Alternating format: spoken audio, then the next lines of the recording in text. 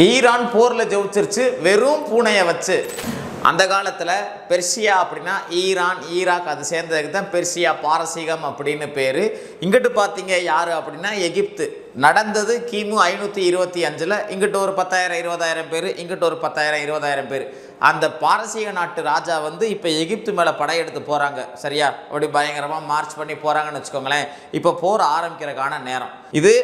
2 பேர் சண்டை போடுறாங்க. வழக்கமான யுத்தமாக இருந்திருக்கும். ஆனால் வரலாறுல இது ஒரு வினோதமான யுத்தமாக, யாராலையும் மறக்க முடியாத யுத்தமாக ஏன் மாறுச்சுன்னா, இந்த பாரசீக நாட்டுக்காரங்களோட காலாட்படை முன் வரிசையில் வருவாங்கள்ல, அவங்க வர்றாங்க. இங்கிட்டு எகிப்து நாட்டு வீரர்கள் முன் வரிசையில் வந்து நிற்கிறாங்க. 2 பேர் இப்படி சந்திச்சுக்கிறாங்க. சந்திச்சுக்கிட்டா இப்போ ஒன்றும் இல்லை, ஒரு பெல் அடித்தா இப்போ கிறிஸ்டன் சங்கோதார் ஏண்டு பார்த்தா இப்போ போர் ஆரம்பிக்கணும். அப்படியே போர் ஆரம்பிக்க போது எகிப்துக்காரங்க ஸ்டன் ஆகி நிற்கிறாங்க. அவங்க போருக்கே போகலை. அங்கே பாரசீகங்காரங்க முன்னாடி நடந்து வர்றாங்க.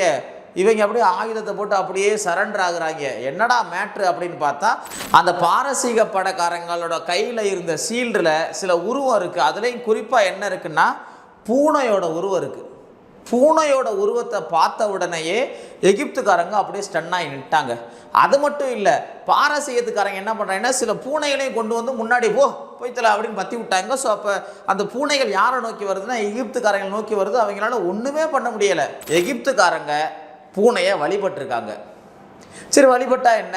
பூனையை எதுக்காண்டி வழிபட்டிருக்காங்க அப்படின்னா, இந்த வீட்டிலேருந்து ஈவில்களை விரட்டுறதுக்கு, வீட்டிலேருந்து கெட்ட சக்தியை விரட்டுறதுக்கு, வீட்டோட கடவுளா, குழந்தை பிறப்போட கடவுளா, அப்புறம் வளமை ஃபெர்டிலிட்டியோட கடவுளா, இப்படி நிறைய விஷயங்களுக்காண்டி, அப்புறம் இறந்து போனதுக்கப்புறமான மறுவாழ்வுக்கு அவங்க என்ன பண்ணியிருக்காங்கன்னா பூனையை தான் வழிபட்டிருக்காங்க. ஸோ பூனையை உருவமாக வச்ச ஒரு தெய்வத்தை வழிபட்டிருக்காங்க.